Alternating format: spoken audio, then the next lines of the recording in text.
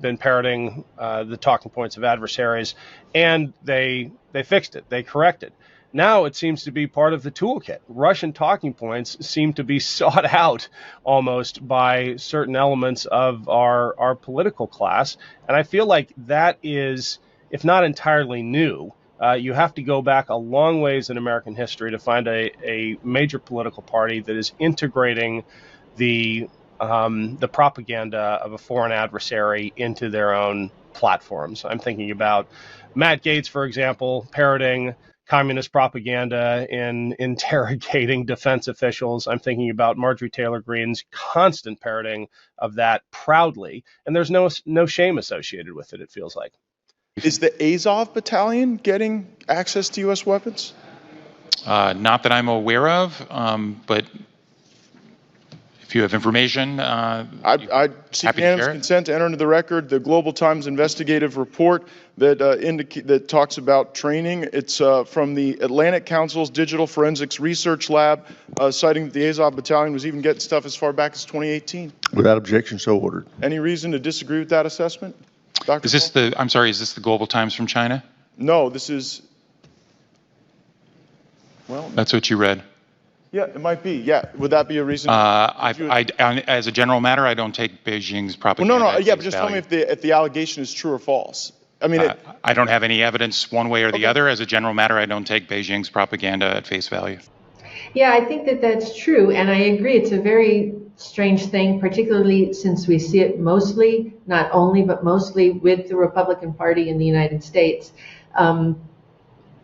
Like during the Cold War, right? Exactly what you said. If you found yourself sort of saying the same thing that the Communist Party in the Soviet Union was saying, that was seen as bad because being an American patriot meant you were anti-communist.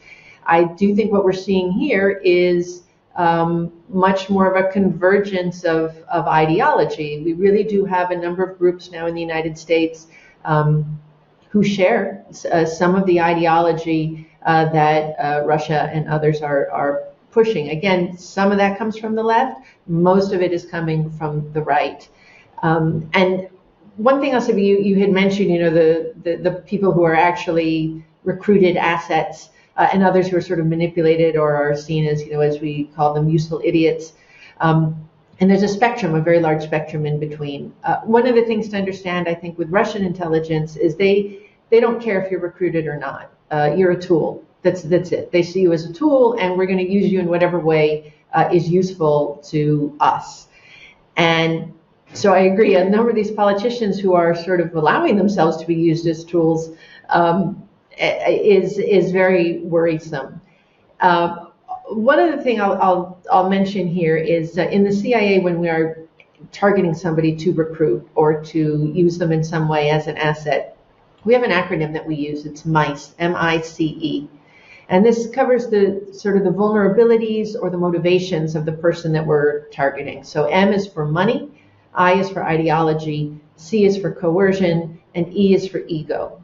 And usually as you're developing somebody to try to get them to do your bidding, as you might say, it's usually, definitely at least one of those, but usually a combination of those personality traits maybe that we use. Some people will just, they'll do whatever for money, just straight up give money.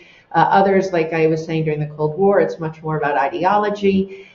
Coercion is, maybe we blackmail you or we have leverage over you in some way. And ego is just simply ego stroking. And of course, we know some politicians where that might work very well, especially if they also have the money aspect, where they have money deals involving Russia or Russian organized crime or Russian companies or, whatever.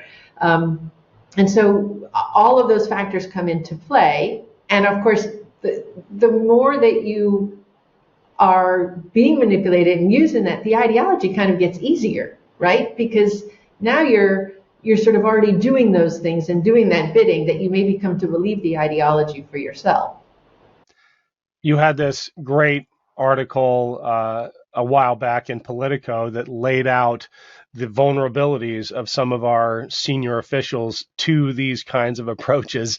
Can you give us a primer on your risk assessment? Well, let's start with Flynn, and then I want to work I want to work our way up to the big guy. Flynn is objectively incredibly vulnerable to this kind of targeted recruitment. Can you explain why? Yeah, that article is called "The Recruitables" in Politico magazine.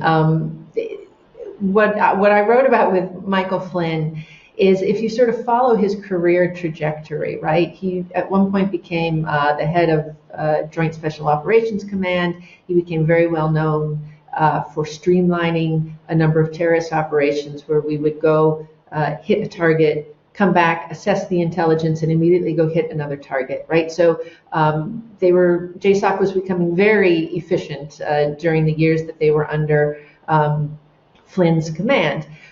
He eventually then, of course, got promoted to be the head of the Defense Intelligence Agency, and I think at that point, sort of the Peter Principle set in. People started talking about whether maybe it was McRaven and McChrystal who deserved more of the credit for some of those counterterrorism hits, because Flynn started sort of proving himself in this role as not really capable. He was seen as not a very effective leader. He didn't. A lot of people viewed him as not having a great vision for the agency. He had already at that point a loose relationship, you might say, with truth and reality, so that it was very well known. A number of the things that he would talk about, people called them Flynn facts. And so he was already sort of starting to kind of fall out in popularity with people. And then, of course, Obama fired him, and it was a quite public firing, of course. And you can imagine at that point, somebody with that kind of ego, of course, because you cannot be a general and run an agency like that without having some amount of ego, and seeing those around you getting a lot of credit, opening up their own consulting firms, making a lot of money at that point, that you've now been very publicly and humiliatingly fired, that you might feel very vulnerable at that point. On top of that, Flynn had already developed a relationship with the Russians. He actually was the first U.S. intelligence agency head, I believe, to visit the headquarters of Russian military intelligence. That was while he was head of DIA. But so they knew him, they had a relationship with him, they had certainly already assessed him. They would have been derelict as their own intelligence agencies not to assess somebody like him and in his position. So when he was vulnerable then after being fired, I believe that was in 2014, that was a great time to approach him. And in fact, they did. They invited him to a big gala for Russia Today, or RT, which is a state-owned propaganda channel. And they invited him to Moscow. They paid for him to go to Moscow. They paid him something like $45,000 to give a speech there. And they sat him at the table right next to Vladimir Putin. And this is a wonderful context. It provides a really great environment in which to stroke that ego. Oh, your president fired you, but you're going to find your ideas are welcome here. We think you're great. And so you build that affinity. Now that's what I said, so now you have money, and now you have ego. And then on top of it, now you have that ideology coming in, because that ego stroking helps you sort of agree with that affinity, where you start saying, oh, I kind of like how things are being done over here. So again, that's not to say he's recruited, that he's taking taskings necessarily. But again, I think that affinity probably is there.